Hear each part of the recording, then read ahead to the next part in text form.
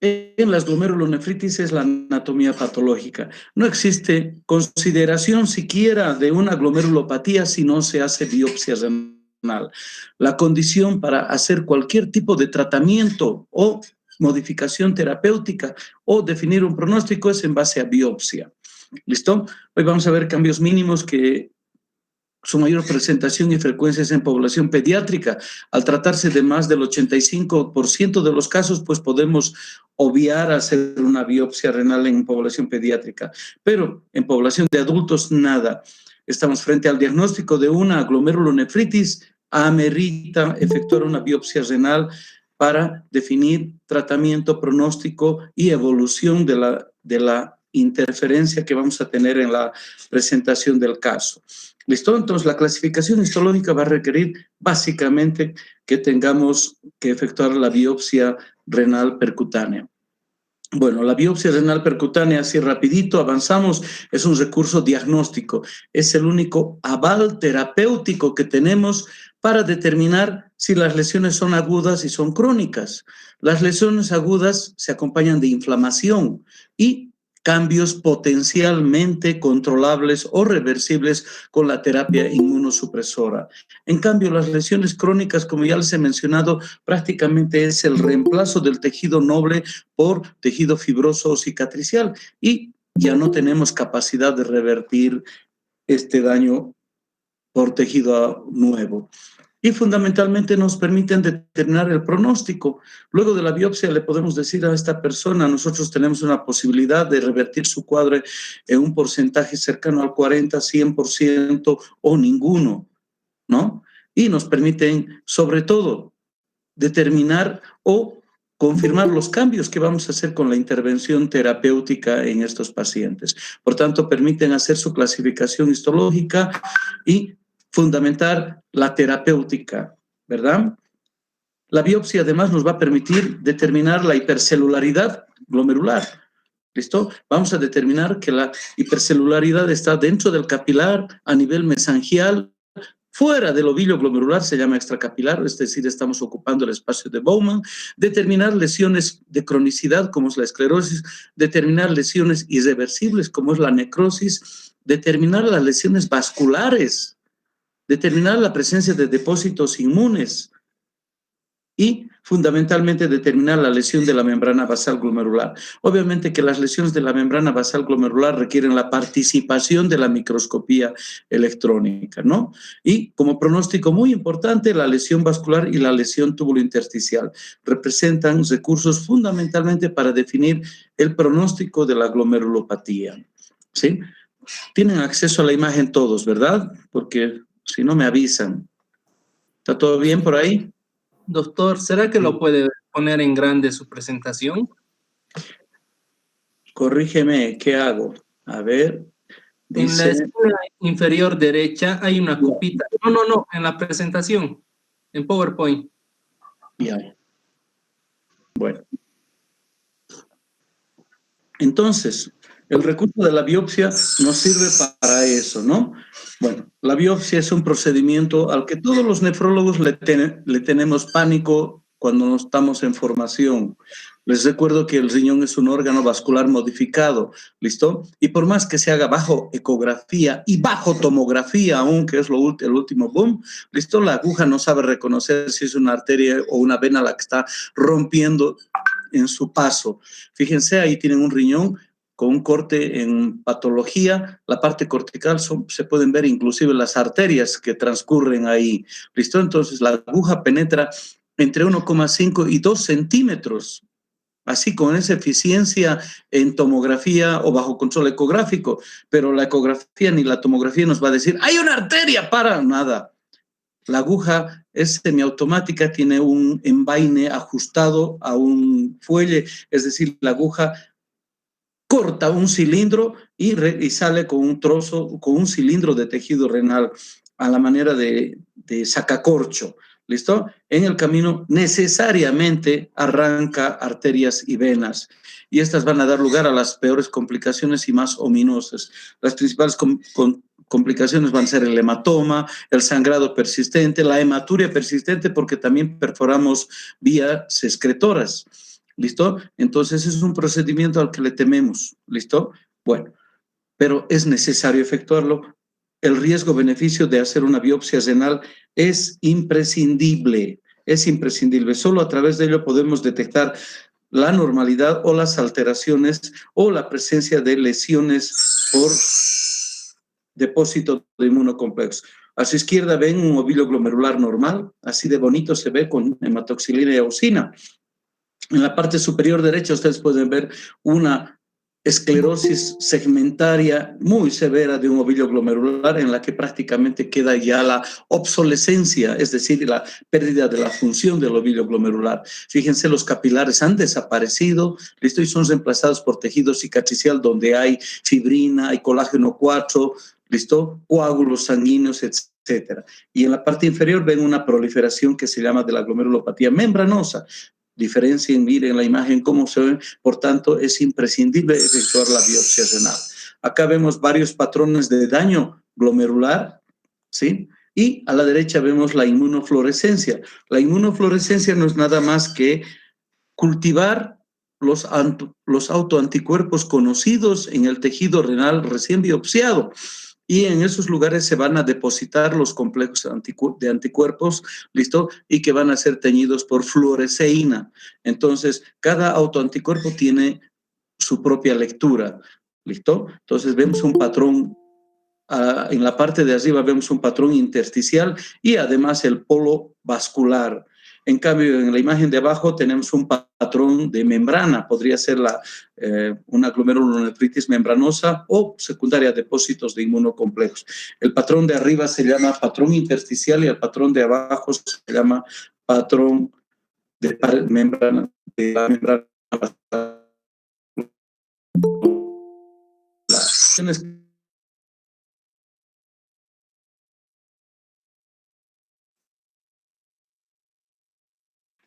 Muy clara es el tiempo de presentación. El síndrome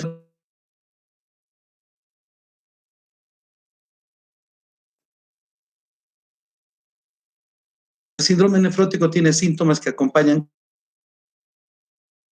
la anemia, la dislipidemia y la formación de edema. Se caracteriza por una pérdida de proteínas de más de 3,5 gramos en una orina de 24 horas y más de 40 miligramos por metro cuadrado de superficie corporal en población pediátrica. ¿Listo? Pero lo que caracteriza, ya les he dicho, es la evolución. El síndrome nefrótico es larvado, crónico, meses, nos da para pensar en su presentación. El síndrome nefrítico de pocos días a muy pocas semanas. ¿Listo? Acuérdense que ambos síndromes se caracterizan porque van a evolucionar a la enfermedad renal crónica. ¿Listo? Todo síndrome nefrótico o síndrome nefrítico es un trastorno metabólico complejo que va a tener repercusiones en todos los órganos y sistemas. Prácticamente ningún órgano, ningún sistema se salva de las complicaciones que va a llevarnos un síndrome nefrótico o un síndrome nefrítico. ¿Listo? Su presentación en la población es de 20 casos por millón de habitantes, ¿sí? Y ambos síndromes llevan el riesgo cardiovascular, que son entre 8 y 16 veces mayores que la población general. ¿Listo? Ya les he hablado cómo es la membrana basal glomerular. Ahí tienen una micrografía electrónica y un esquema para reconocer los tres elementos, la capa de células endoteliales, la membrana basal glomerular y la capa de células podocíticas. ¿Cuándo va a aparecer proteinuria? Cuando sean afectados estos componentes, ya sea por alteración funcional, y eso lo vamos a ver luego en cambios mínimos, en la que existe simplemente alteración en las proteínas estructurales del polo urinario o el diafragma que existe entre prolongación de cada podocito. ¿Listo? Normalmente perdemos en 24 horas entre 50 y 150 miligramos de proteínas. Esto es lo normal. Cuando perdemos entre 150 y 300 se llama microalbuminuria. Y cuando perdemos por encima de 300 miligramos hablamos de proteinuria patológica. En condiciones normales perdemos solamente 50 miligramos de albúmina y la gran parte de la proteína de Tan-Horsfall. La proteína de Tan-Horsfall es una inmunoglobulina secretada por los túbulos renales que tiene una función inmunoabsortiva, es decir, que tiene la capacidad de adherirse a las proteínas, a los tóxicos, a los mediadores inflamatorios, a las bacterias, a los virus, para eliminarlos hacia la orina. Es como un imán para los microorganismos, proteínas extrañas y sustancias de la inflamación. El resto son globulinas y la lisosima, que habitualmente eliminamos por la orina. ¿Listo? Pero cuando aparece la proteinuria patológica, ya les he dicho, una alteración de la permeabilidad o lesión de la membrana basal glomerular. Esa es la principal causa. Es decir, que tiene que haber una lesión sobre la capa endotelial, la membrana basal o la capa de células podocíticas. Y según sea cada uno de estos componentes, van a determinar el síndrome con nombre y apellido. ¿Listo? La proliferación endotelial puede ser una posinfecciosa, una postestreptocócica. La lesión de la membrana basal secundaria a depósitos de inmunocomplexo nos da la glomerulonefritis membranosa. Y las lesiones de las células podocíticas mediadas por inmunocomplexo o destrucción de las mismas nos van a dar a muchas otras glomerulopatías, ¿no? Entonces, el primer punto para que aparezca proteínas en la orina es la lesión de la membrana basal glomerular. La segunda es de que haya una producción plasmática anómala, es decir, por alguna razón en el plasma se están produciendo proteínas de manera exagerada. El ejemplo más clásico es la paraproteína, ¿listo? Los linfocitos, que una vez activados por la vía inflamatoria inmunológica o por alguna anomalía que no conocemos al presente, se transforman en células plasmáticas. Y las células plasmáticas son las que forman inmunoglobulinas. ¿Listo? En el caso del mieloma múltiple, las células plasmáticas producen inmunoglobulinas anómalas que no sirven para la defensa. Se produce una proliferación neoplásica de las células plasmáticas y producen ingentes cantidades de proteínas que van a rebalsar por el riñón, que van a dar daño tubular en el riñón, que van a dar daño directo a la membrana basal glomerular. Entonces, esa producción anómala va a aparecer como proteinuria patológica en la orina. Y luego está el defecto de reabsorción tubular. En condiciones normales, filtramos la misma cantidad o en la misma concentración, sobre todo albúmina y muchas globulinas hacia el espacio urinario. Y gracias a la función de reabsorción tubular, todas estas regresan a la circulación sanguínea.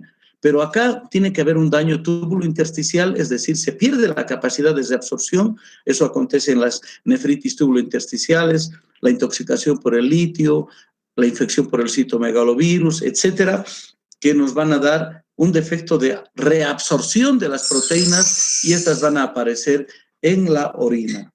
¿Listo?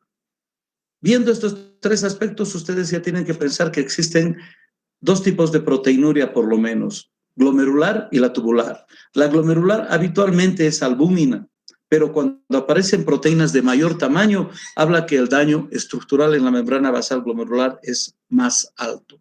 La proteinuria tubular habitualmente es una proteinuria en la que existen proteínas de distintos tamaños y fundamentalmente traduce un daño tóxico a nivel tubular secundario a aminoglucósidos, cadmios, radioterapia, antiinflamatorios, citomegalovirus, etc. ¿Listo? Otro concepto que tienen que manejar en glomerulonefritis es proteinuria selectiva y no selectiva. Selectiva se refiere a que solo un tipo de proteínas está en la orina. La proteína más pequeñita de nuestra economía se llama albúmina. Entonces, las lesiones más leves van a determinar solo paso de albúmina, ¿listo? Pero cuando están presentes globulinas de mayor tamaño, como la IgM, que tiene más de 400,000 de peso molecular, ¿listo? Hablamos de proteinuria no selectiva. Entonces, cuando hay proteinuria selectiva es un trastorno de permeabilidad leve. En cambio, cuando hay proteinuria no selectiva, hablamos de un daño de la membrana severo, como es el caso de la proteinuria en la glomerulonefritis membranosa, ¿sí? Entonces, acontecen esas situaciones. Entonces, ahí usamos el término de no selectiva y pueden aparecer la IgM, la transferrina, etcétera. ¿Listo? ¿Cómo determinamos cuándo es selectiva y no selectiva? Pues se tiene que hacer una tira de inmunoelectroforesis de proteínas, ¿listo? Sobre un hidragel se pone el suero, la fracción que contiene las proteínas del plasma y se somete a un campo electrónico. Las proteínas tienen carga negativa. se los cultiva durante 24 horas y en ese tiempo, por su carga, las proteínas y por su tamaño van a migrar en distintos tiempos hacia el polo positivo del campo electromagnético. ¿Listo? Y luego se fija y se tiñe. Y así como ven ustedes en la imagen, vemos que la albúmina es la más pequeñita y está más cerca del polo positivo. ¿Listo? Y ahí también podemos detectar proteínas anómalas, como la que ven en rojo. Ese es un pico monoclonal, es una proteína ajena que puede ser inmunoglobulina o que puede ser otra proteína que aparece en la tira. ¿Listo? Acuérdense que la proteína más abundante es la albúmina y la más abundante de la economía y la más pequeña. Luego están las proteínas, las alfa 1, las alfa 2, beta, la aptoglobulina, la transferrina. Están luego la IgA, la IgM y la IgG. La proteína más grande que tenemos es la IgM, que tiene 470.000 de peso molecular. ¿Listo? Entonces, si llegamos a detectar IgG en la orina, hablamos de un daño en la membrana basal severo, ¿no? Bueno. Entonces, la presencia de un rango mayor a 3,5, vamos a hablar de proteinuria nefrótica, y un rango menor a este valor, vamos a hablar de un rango no nefrótico. A esto se va a acompañar la presencia o no de caída de filtrado glomerular. Eso determina la mayor severidad del daño que tenemos, ¿no? Bueno, la proteinuria puede tener una evolución tan prolongada en la que el paciente se ha desnutrido, es decir, se ha exfoliado de sus proteínas y puede no tener ese rango en el momento del diagnóstico. No siempre vamos a tener un rango de 3,5 por encima. La hipoalbuminemia severa ya traduce que este paciente se ha desnutrido, ha exfoliado sus proteínas. Entonces, siempre hay que tener consideraciones al nivel que nos informe el laboratorio. ¿Listo? Hay que relacionar con el nivel de albúmina que tiene el paciente, con el grado de desnutrición que ya lleva el paciente y con el síndrome clínico que tiene el paciente. ¿Listo? La caída de filtrado glomerular, es decir, que concomitantemente ya debute el paciente con insuficiencia renal, no vamos a encontrar proteínas en un rango nefrótico. Eso no significa que no haya tenido un síndrome nefrótico. Acuérdense que la insuficiencia renal se caracteriza por reducción de la perfusión sanguínea.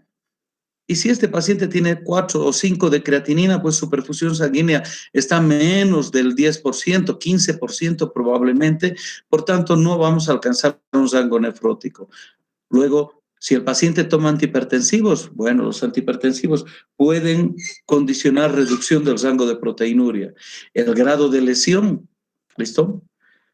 Y el tipo de proteínas presentes en la orina, ¿no? Acuérdense que la hipoalbuminemia es el resultado del agotamiento del hígado, porque es el único lugar donde se produce la albúmina. La albúmina es el producto del metabolismo proteico a nivel hepático.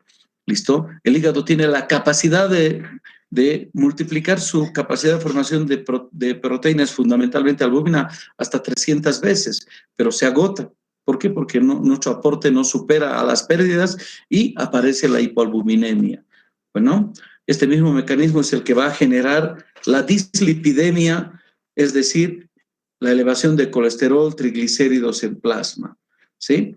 Bueno, va a aparecer otro componente importante que es el edema. ¿Listo? El edema tiene dos orígenes. Uno es la vía clásica, que es la reducción de la presión oncótica del plasma, que va a generar paso de líquido, paso de agua hacia el intersticio, formación de edema por secundaria a la pérdida de la capacidad coloidosmótica del plasma. Y la otra, bueno, se ha observado en los estudios en la que antes de que sea evidente el edema clínicamente, ya existe un balance positivo de sodio. Por tanto, se ha descubierto un trastorno renal en la excreción de agua y sodio a nivel tubular y parece estar relacionado con la presencia de una interleuquina. Luego existe resistencia al péptido arterial natriurético. El péptido arterial natriurético se libera por la distensión de la aurícula derecha, por la distensión de los grandes vasos venosos del mediastino, ¿listo? Generando natriuresis y diuresis. Acá se ha descubierto una resistencia al péptido arterial y también por vía inflamatoria. Luego existe mayor actividad de la sodio ATPasa a nivel tubular, por tanto existe un balance positivo de sodio antes de la presentación del edema y es el responsable de la retención de agua y que se haga evidente el edema.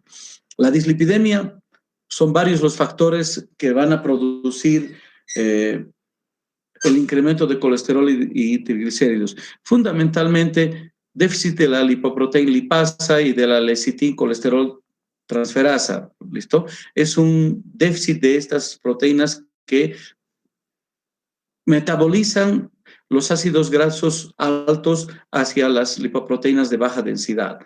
Luego, la hipoalbuminemia constituye un factor de estímulo de mayor formación de ácidos grasos. ¿A qué nos lleva toda esta situación? A un mayor riesgo cardiovascular, ¿no? Bueno, entonces, la secuencia de manifestaciones clínicas, bueno, y la formación del edema, bueno, la lesión de la membrana basal glomerular va a dar lugar al paso de proteínas hacia la orina. La hipoproteinemia va a reducir la presión oncótica, listo, que va a generar edema. Y concomitantemente el trastorno renal primario de retención de sodio, ¿sí? Que va a generar, y la hipovolemia existente van a generar retención de agua, sodio, mediados por la aldosterona y la antidiurética. ¿Listo? Bueno, la mayor síntesis de lipoproteínas se va a producir por la hipoalbuminemia y va a generar hiperlipidemia y lipiduria en la orina del paciente, ¿no? También va a estar presente la hipertensión arterial. La hipertensión arterial va a ser secundaria a factores de hipoperfusión renal con la liberación de renina, angiotensina, aldosterona, luego la retención de sodio y agua. En el 70% de los pacientes se puede reconocer un estado de hipervolemia, pero el 30% tiene una hipovolemia efectiva cuando se han perdido la cantidad de proteínas que reducen la presión coloidosmótica del plasma. Luego, otro fenómeno que está relacionado con el síndrome nefrótico o con las glomerulopatías es el tromboembolismo.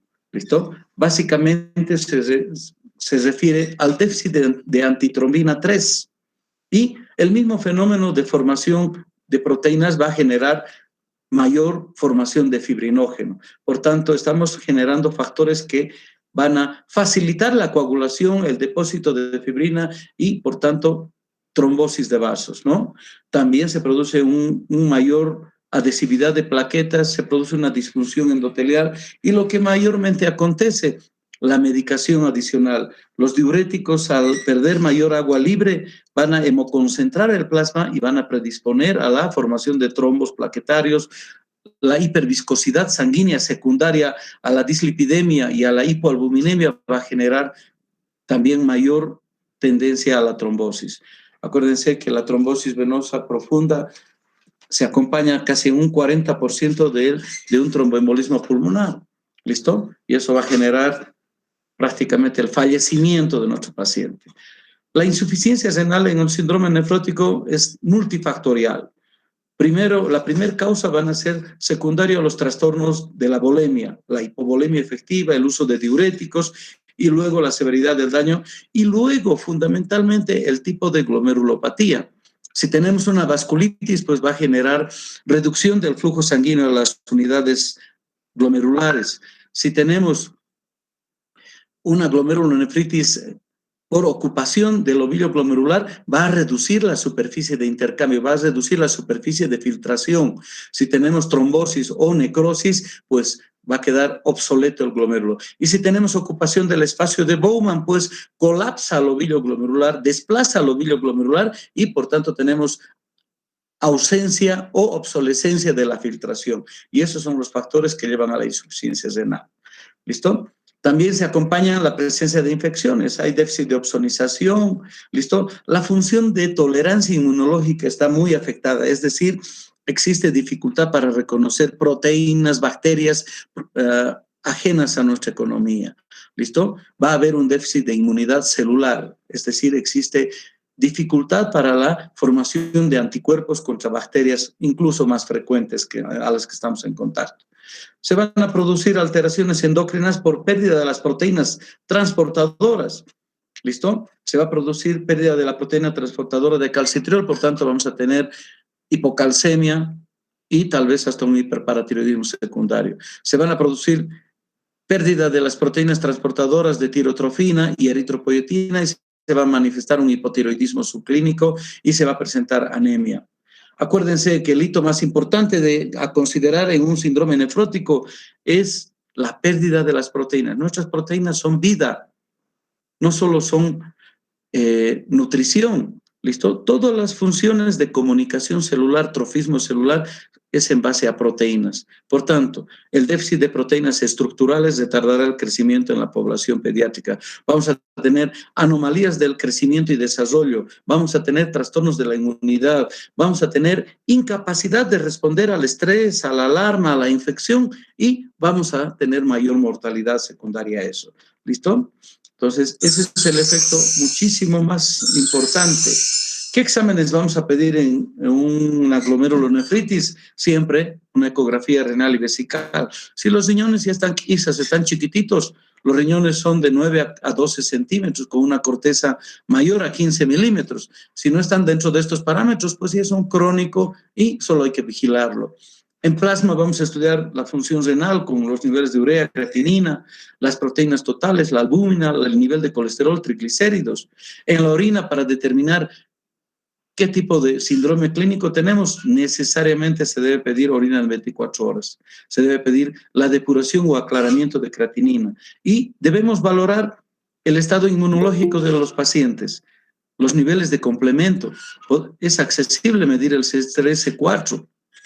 También es importante medir el C1Q en orina, ¿listo? Es importante la presencia de autoanticuerpos que caracterizan al lupus, los anticuerpos anticitoplasma de neutrófilo que caracterizan a las vasculitis.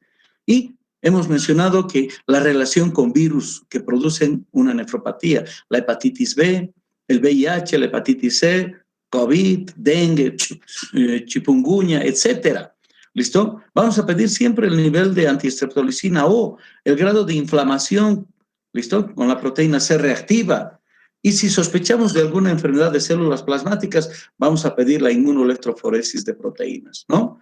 ¿Listo? Nunca podemos pedir simplemente las tiras reactivas. Las tiras reactivas tienen sus variabilidades. Siempre se deben pedir los estudios en orina de 24 horas. La presencia de sangre en orina nos va a orientar a la hematuria glomerular. Por tanto, necesitamos hacer un análisis del sedimento fresco de orina para determinar si la hematuria es glomerular. ¿Listo? Y en la microscopía óptica debemos usar un microscopio de contraste de fases, ¿listo? Para determinar las alteraciones que tienen los glóbulos rojos al pasar la membrana basal glomerular. Arriba ustedes ven esa bolsita con muchas cabecitas. Ese es un glóbulo rojo que se ha hecho por un barrido de microscopía electrónica. Entonces, ese es un glóbulo rojo y no es el que conocen ustedes en el frotis de sangre periférica, ¿verdad? ¿Listo? Entonces, ¿qué ha pasado con este glóbulo rojo? Que ha atravesado la membrana basal glomerular. Muy bien.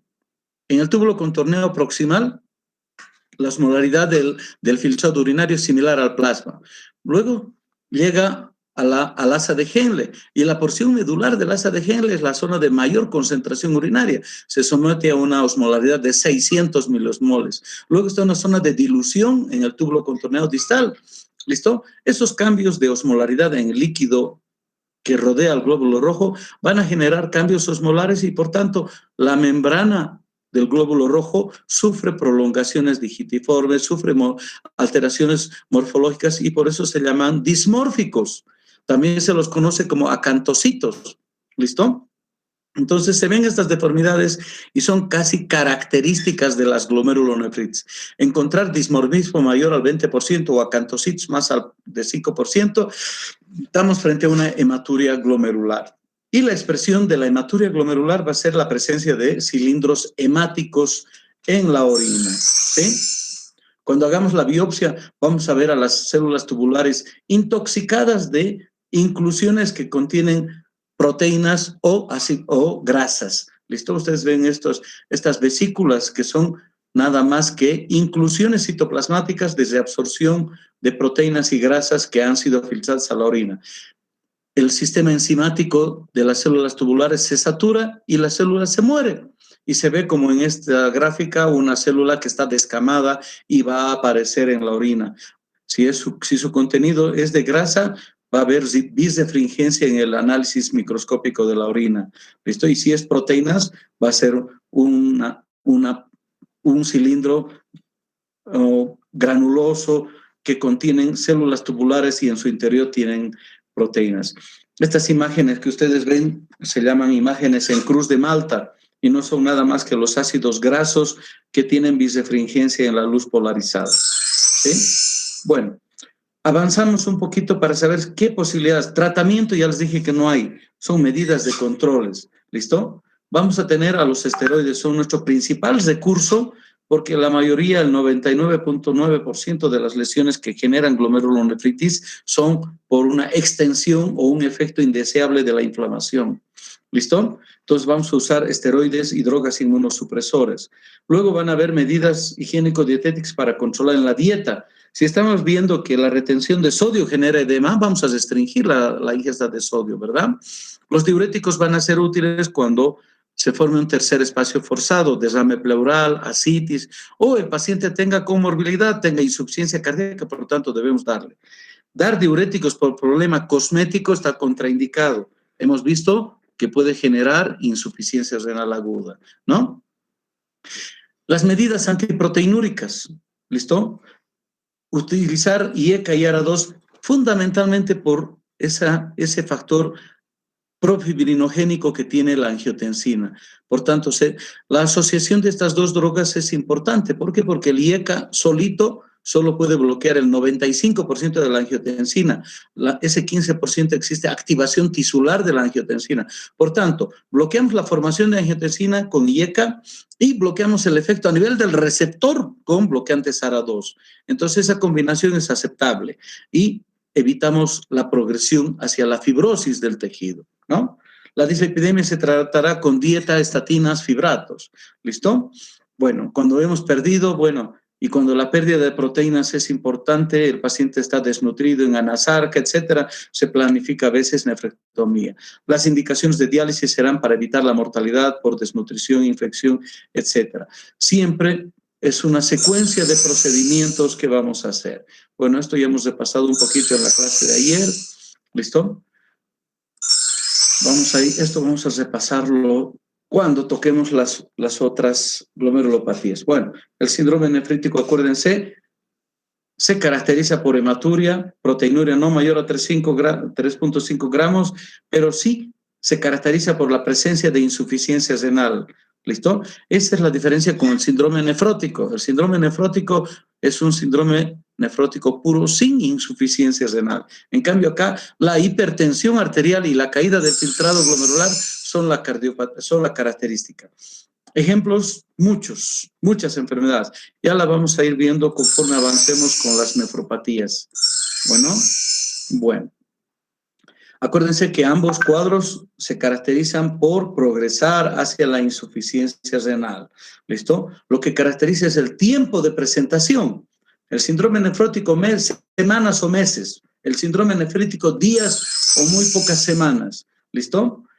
Bueno, el estudio también es el mismo, pero acá en el síndrome nefrítico, como tenemos una causal muy frecuente, el estreptococo beta hemolítica, buscaremos la presencia o ausencia de anticuerpos, se cultivarán para ver si hay alguna bacteria, se buscarán anticuerpos autoinmunes, la actividad del complemento, el hemograma, proteínas totales, y también se debe hacer la biopsia. ¿Estamos? Siempre es necesario hacer la biopsia. Bueno, el síndrome nefrítico, aparte de la inflamación glomerular, la caída de filtrado glomerular, la retención de agua y sodio, pero sí, acá sí se va a caracterizar un estado de hipervolemia y la presentación de lesión renal aguda. Bueno, es mucho y con mucha frecuencia lo primero que vemos. El paciente viene edematizado con hipertensión arterial y luego constatamos caída del filtrado glomerular. La actividad del sistema renina, angiotensina, aldosterona está elevadísimo. ¿Listo? Puede haber una hipovolemia efectiva, puede haber hipoxia glomerular, que son los causantes de la lesión renal aguda, ¿no?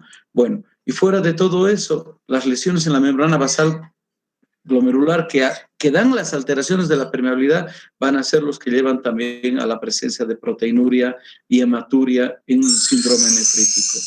¿Listo? El tratamiento. siempre va a ser el mismo. Estamos hablando de reducir la inflamación, ¿listo? Vamos a hacer reposo, vamos a restringirle la sal, vamos a usar las drogas en función de la emergencia antihipertensiva que tenga el paciente. Podemos usar antihipertensivos parenterales como es el nitroprusiato de sodio, la nitroglicerina, ¿listo? Podemos usar bloqueantes cálcicos, ¿sí? Bueno, la furosemida serán en función del estado hemodinámico del paciente y empezaremos con el tratamiento esteroide para reducir la inflamación y mejorar el pronóstico de todo síndrome nefrítico. ¿Listo? Tratamiento de la dislipidemia, tratamiento de las infecciones subyacentes e indicar siempre la diálisis en tiempo oportuno. El pronóstico, bueno, 90% de los síndromes nefríticos tienen remisión espontánea. ¿Listo? Solamente el 5% van a evolucionar a la forma renal irreversible, es decir, van a desarrollar enfermedad renal crónica con requerimiento permanente de diálisis. Todo esto, ¿sí? Si no intervenimos, la proporción de desarrollo de enfermedad renal crónica va a ser muchísimo mayor. Los niños tienen una evolución un poco diferente al adulto. Habitualmente evolucionan a la remisión completa. ¿Sí? Bueno, ¿alguna pregunta hasta acá?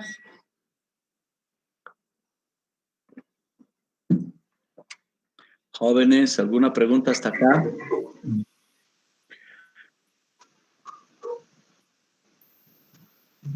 Un gato creo que me ha contestado.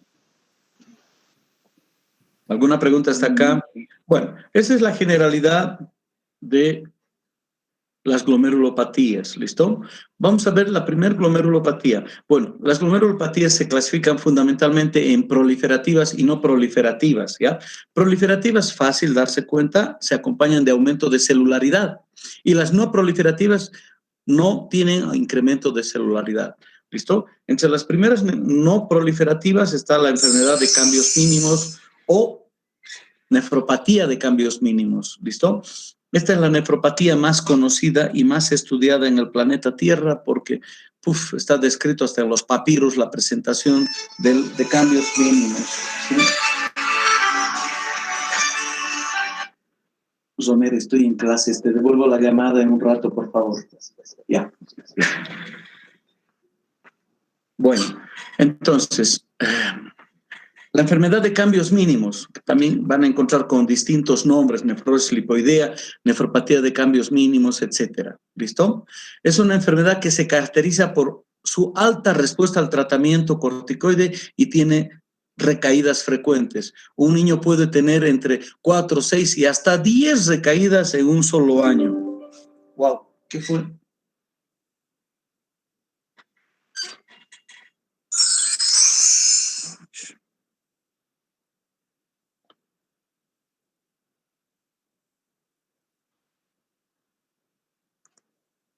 ¿Qué ha pasado? ¿Volvimos con la gráfica? Sí, doctor. Gracias. Sí, doctor. Gracias. Bueno, entonces, la nefropatía de cambios mínimos se caracteriza por elevada respuesta al tratamiento esteroide, pero sus recidivas son bastante frecuentes. Acuérdense, entre el 80 y el 85% de los casos de esta glomerulopatía se presenta en niños de 2 a 6 años. ¿Listo? Es menos frecuente en la población adulta, prácticamente un 15 a 20% simplemente. ¿Listo? Bueno, su presentación clínica es un síndrome nefrótico puro. Acuérdense esto del síndrome nefrótico puro. Tiene proteinuria nefrótica, tiene hipoalbuminemia, tiene dislipidemia. No se acompaña de hipertensión ni caída de filtrado. Cuando tengamos proteinuria nefrótica o no nefrótica, hipoalbuminemia, hipertensión y caída, estamos frente a un síndrome nefrítico, ¿verdad? Entonces, les remarco esas diferencias. ¿Listo? La presentación clínica siempre va a ir por una formación de un tercer espacio importante. El paciente tiene edema anasarca, ascitis, derrame pleural y la eliminación de su orina es espumosa, ¿no? Bueno, acuérdense, no se acompaña de hematuria, de hipertensión y menos de caída de filtrado glomerular. Esto es bien marcado y bien claro en la población pediátrica. Cuando tenemos un niño que tiene un síndrome nefrótico y además se le detecta hematuria o tiene algo de hipertensión, deja de ser un cambios mínimos y hay que biopsiarlo. Cuando el niño tiene solamente un síndrome puro, empezamos el tratamiento esteroide a ciegas. Y eso es lo que acontece, ¿listo? Los niños vienen hinchaditos, muy bien se detecta proteína, ni siquiera se cuantifica y los pediatras ya le dan su esteroide y remiten 4 a 8 semanas. Pero cuando aparece microhematuria, hay hipertensión arterial y se detecta caída de filtrado, ese niño debe ser biopsiado. No se trata ya de una enfermedad de cambios mínimos. Vamos a empezar con otro tipo de patología para ese niño. ¿Sí? Bueno. La fisiopatología. Se trata de un clon de linfocitos T o un linfocitos B con función anómala. ¿Listo? Esa era la teoría que teníamos hasta hace pocos años, pero al presente los estudios genéticos han determinado mutación en los genes que regulan las proteínas del poro o diafragma del podocito. ¿Listo? Les he mostrado en la clase de ayer, ¿listo? Cómo está constituido la unión entre prolongación y prolongación de los podocitos. Eso se llama poro o diafragma podocitario. ¿Listo? Entonces van a ver una mala disposición, un déficit de alguna de estas proteínas que van a generar una dificultad en la proteinuria selectiva. Van a detectar, van a manifestarse con proteinuria. ¿Listo? Luego va a haber producción anómala de linfocinas. Y estas linfocinas, entre ellas la interleuquina, afectan la permeabilidad glomerular, producen disfunción del poro o diafragma. Se pierde la electronegatividad, que es un factor para evitar la proteinuria, ¿sí? Se produce la fusión pedicelar y se producen varias alteraciones relacionadas con el factor de necrosis tumoral, factor liberador de insulina y todo. ¿Listo? Acuérdense que existe siempre en cada glomerulopatía un factor precipitante. ¿Listo? Muy frecuente para que se presenten los niños es una infección viral, parasitaria, etcétera. O el uso de, bueno, en el adulto fundamentalmente, litio, interferón, ampicilina, rifampicina, drogas, o la presencia de tumores, ¿listo?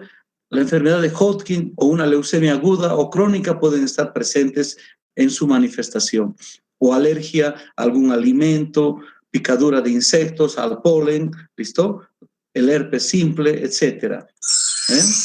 Bueno, ¿por qué se llama nefropatía de cambios mínimos? Porque en la microscopía óptica es un glomérulo ópticamente normal. ¿Listo? Solamente podemos ver la fusión pedicelar por el microscopio electrónico. Entonces la imagen es como la que tenemos arriba. Pero el esquema de abajo, fíjense, el complejo de diafragma tan complicado. ¿Listo? Ya les he mencionado esto, que es una estructura funcional. Es decir, que las proteínas tienen que estar en un orden en el tridimensional para tener su función. Basta que falte una de estas proteínas, se pierde la permeabilidad selectiva del poro urinario y aparecen las proteínas en la orina, ¿no?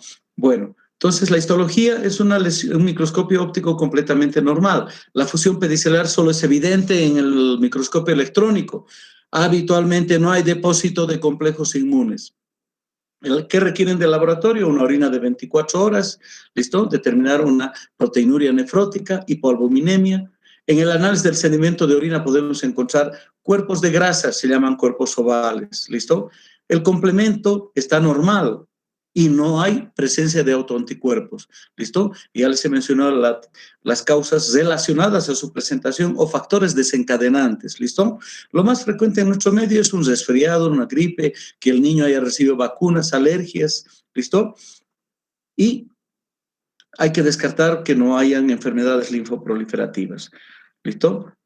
Su evolución se caracteriza de corticosensibilidad y frecuentes recidivas.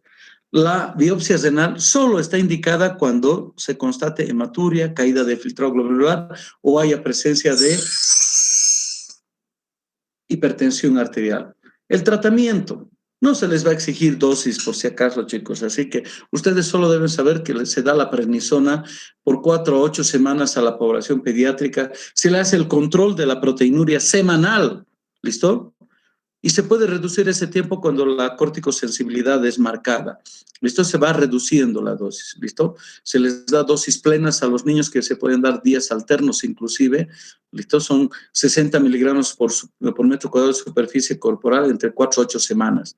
La remisión es completa en casi el 90% de los niños, y con este mismo esquema solo revierte en el 70% de los adultos. ¿Listo? La remisión parcial, la recidiva o la corticoresistencia van a caracterizar a la evolución de la enfermedad de cambios mínimos. ¿Listo?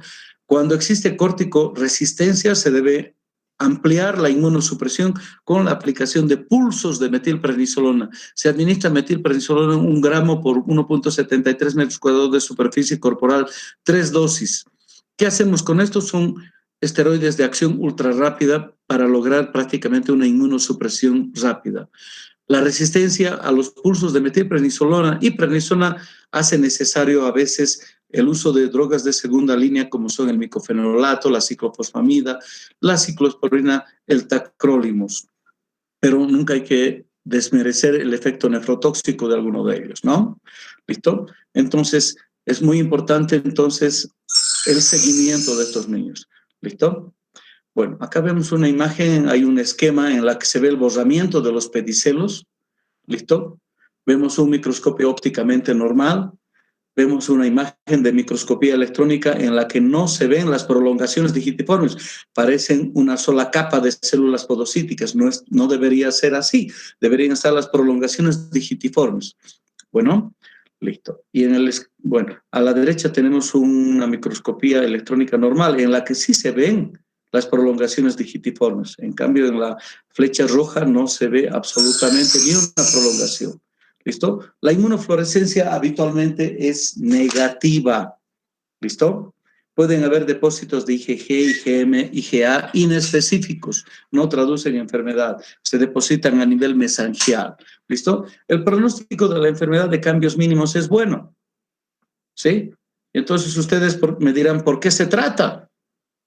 ¿Listo? Hemos visto que genera un tercer espacio, genera desame pericárdico, desame pleural, ascitis. ¿Y qué complicación sufren? A ver, díganme algunos, la formación de un tercer espacio.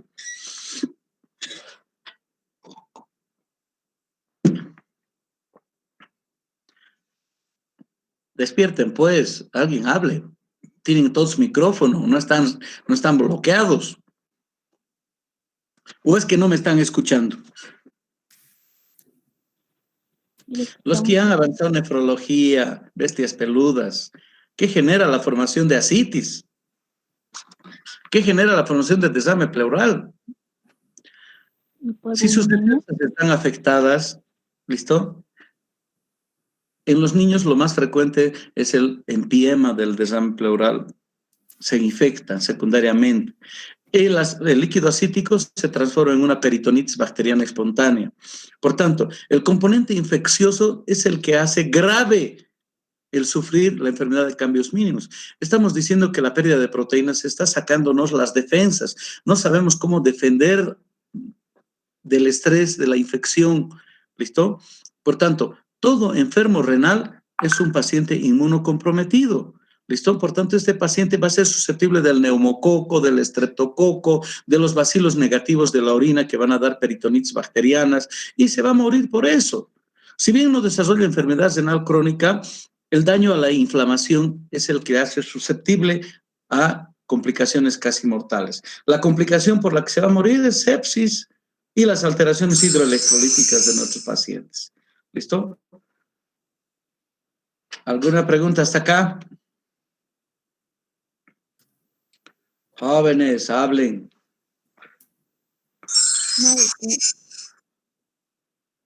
Están todos en estado de coma y en estado de cama. Bueno, no los agotaremos. A ver, quiero preguntas de todos ustedes. Vamos.